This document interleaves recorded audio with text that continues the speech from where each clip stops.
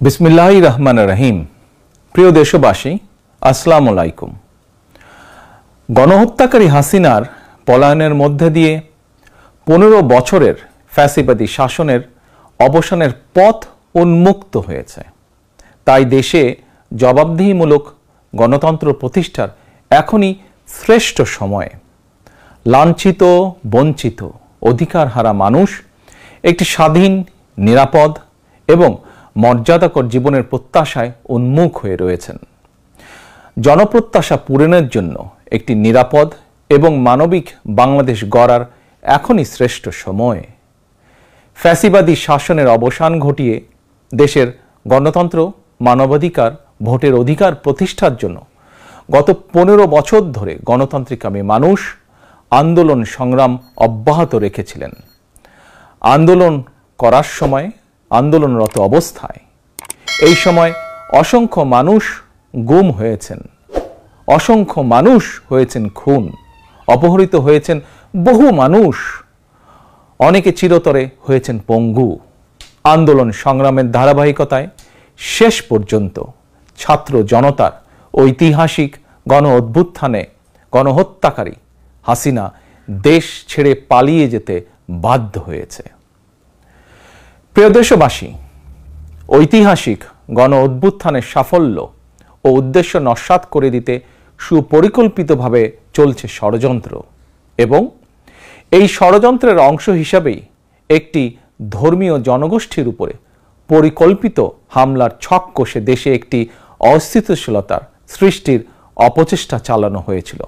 তবে হাসিনা পতন আন্দোলনের পক্ষের শক্তি এবং অন্তর্বর্তী সরকারের সময়োচিত পদক্ষেপের কারণে বিতাড়িত অপশক্তির পরিস্থিতির অবনতি ঘটাতে ব্যর্থ হয়েছে।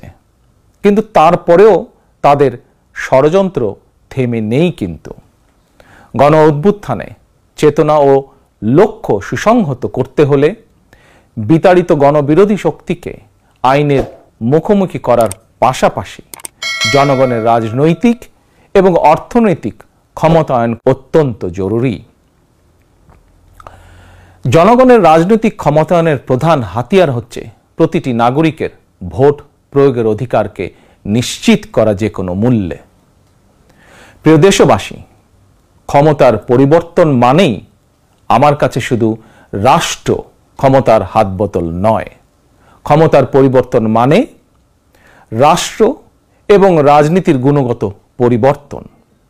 জনগণের রাজনৈতিক এবং অর্থনৈতিক ক্ষমতায়ন নিশ্চিত করা না গেলে রাষ্ট্র এবং রাজনীতির কাঙ্ক্ষিত গুণগত পরিবর্তন সম্ভব নয়। কাঙ্ক্ষিত রাষ্ট্র সংস্কারে জনগণের আকাঙ্ক্ষা নিশ্চিত করতে হলে অবশ্যই গণতান্ত্রিক বিধি ব্যবস্থাকে টেকসই করতে হলে জনগণের ভোটে জনগণের কাছে জবাবদিহিমূলক সরকার প্রতিষ্ঠা করতেই হবে। বাংলাদেশের পক্ষের শক্তির কাছে, গণতান্ত্রিক শক্তির কাছে আমার বিনীত আহ্বান, আপনারা পরাজিত অপশক্তির পাতা ফাঁদে পা দেবেন না। ছাত্র জনতার গণ অভ্যুত্থানকে চূড়ান্ত সফলতায় নিতে হলে কেউ দখলদারিত্বে লিপ্ত হবেন না, দখলদারিত্বে সহায়তা করবেন না, কেউ দয়া করে দুর্বলের উপর আঘাত হানবেন না, কেউ দয়া করে নিজেদের হাতে আইন তুলে নিবেন না। প্রতিশোধ, প্রতিহিংসা নয়।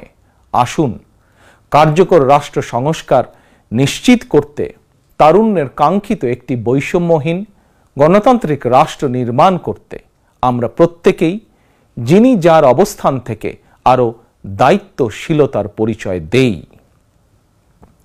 প্রিয় দেশবাসী, ভাই ও বোনেরা, ছাত্র জনতার গণ অভ্যুত্থানে বিশ্ববিদ্যালয়ের ছাত্র শহীদ আবু সাইদ, মাহফুজুর রহমান মুগ্ধ, কলেজ ছাত্র ওয়াসিম আকরাম, মাদ্রাসা ছাত্র আব্দুল্লাহ আল মামুন, স্কুল ছাত্র রিফাত হোসেন, 60 বছর বয়সী একজন মা মায়া ইসলাম, 6 বছর বয়সী শিশু রিয়া গোপ, কিশোরী ছাত্রী নাইমা সুলতানা, কুমিল্লার আইনজীবী আবুল কালাম, চুয়াডাঙ্গার রাজমিস্ত্রি উজ্জ্বল হোসেন, নোয়াখালীর দোকান কর্মচারী আসিফ, বরগুনার ওষুধ কোম্পানির সেলসম্যান আল আমিনের মতন বিভিন্ন শ্রেণী পেশার হাজারো মানুষ শহীদ হয়েছেন।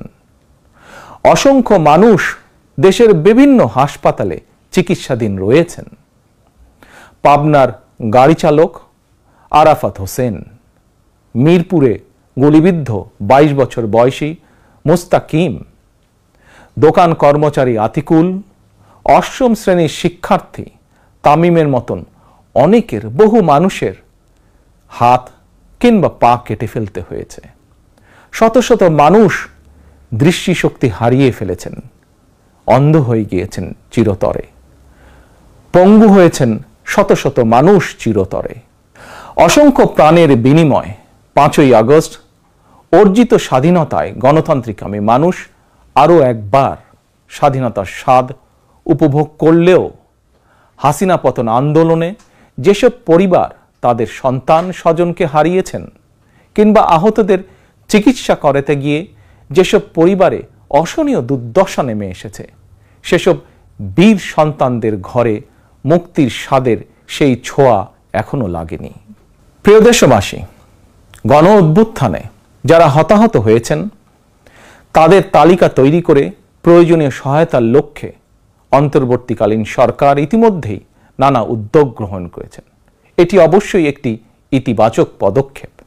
তবে গণ অভ্যুত্থানে যারা হতাহত হয়েছেন তাদের পরিবারের সদস্যদেরকে রাষ্ট্রীয় আয়োজনে সম্বর্ধনা দেওয়া হলে, রাষ্ট্রীয়ভাবে সম্মান জানালে কিছু সময়ের জন্য হলেও হতাহতদের পরিবারগুলো হয়তো একটু মানসিক সান্ত্বনা পাবেন।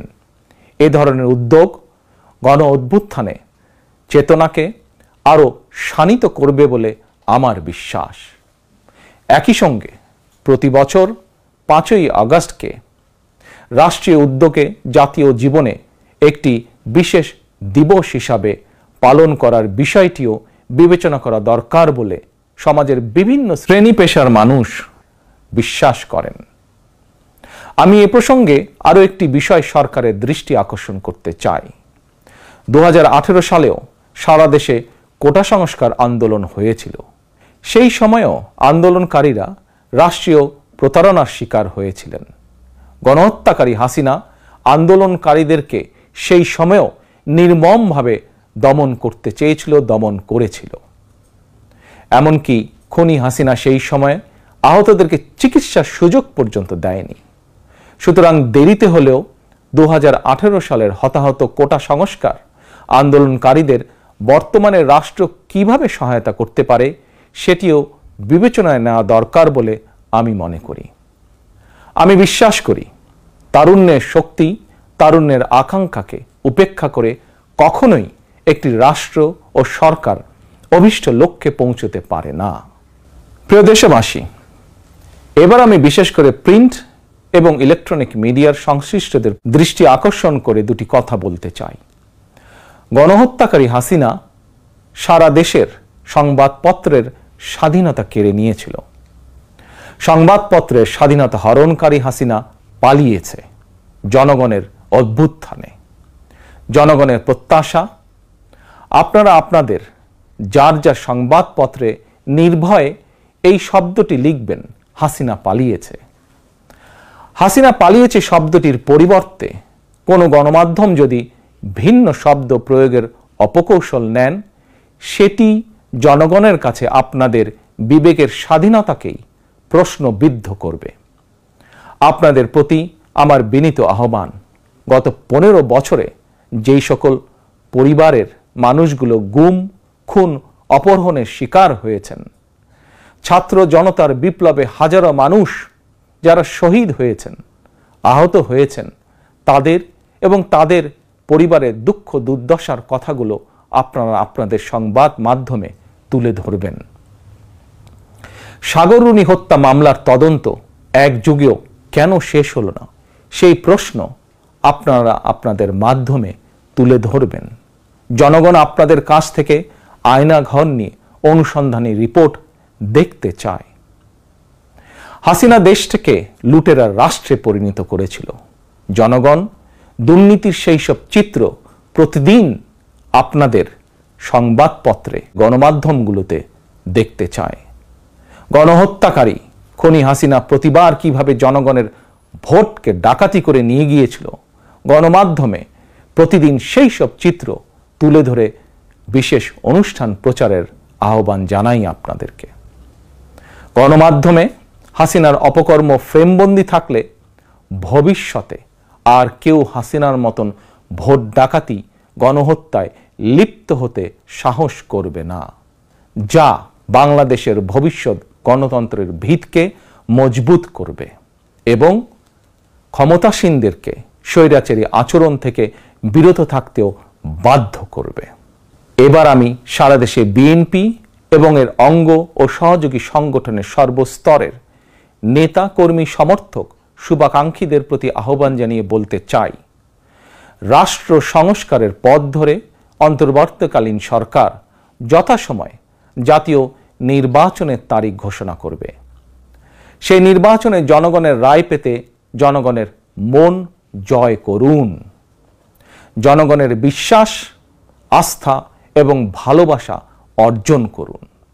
জনগণের সুখে দুঃখে জনগণের সঙ্গে থাকুন, পাশে থাকুন, জনগণকে সঙ্গে রাখুন।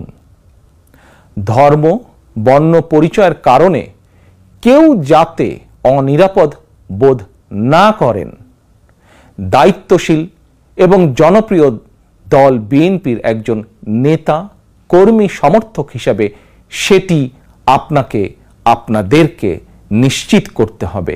সেটিকে নিশ্চিত করুন আপনারা। পরিশেষে আমি আরও একটি বিষয় উল্লেখ করতে চাই। গণহত্যাকারী হাসিনা পতনের আন্দোলনে দেশে ছাত্র জনতার পাশাপাশি প্রবাসী বাংলাদেশিরাও বিশেষ অবদান রেখেছেন। দেশে যখন মত প্রকাশের স্বাধীনতা রুদ্ধ করে দেওয়া হয়েছিল, প্রবাসীদের মধ্যে একদল সাহসী মুখ প্রবাস থেকেই জনগণের সামনে হাসিনার দুঃশাসনের ইতিবৃত্ত তুলে ধরে গণ আন্দোলনে সামিল থেকেছেন।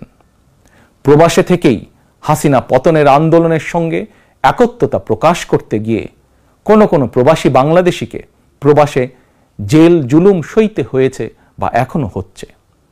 প্রবাসীদের অবদানকে কৃতজ্ঞতার সঙ্গে স্মরণ করে আমার আহ্বান, ছাত্র জনতার কাঙ্ক্ষিত একটি বৈষম্যহীন গণতান্ত্রিক বাংলাদেশ নির্মাণে অতীতের মতন ভবিষ্যতেও সংশ্লিষ্ট দেশের আইন মেনে সাধ্য মতন আপনারা আপনাদের যার যার অবস্থান থেকে ভূমিকা অব্যাহত রাখবেন।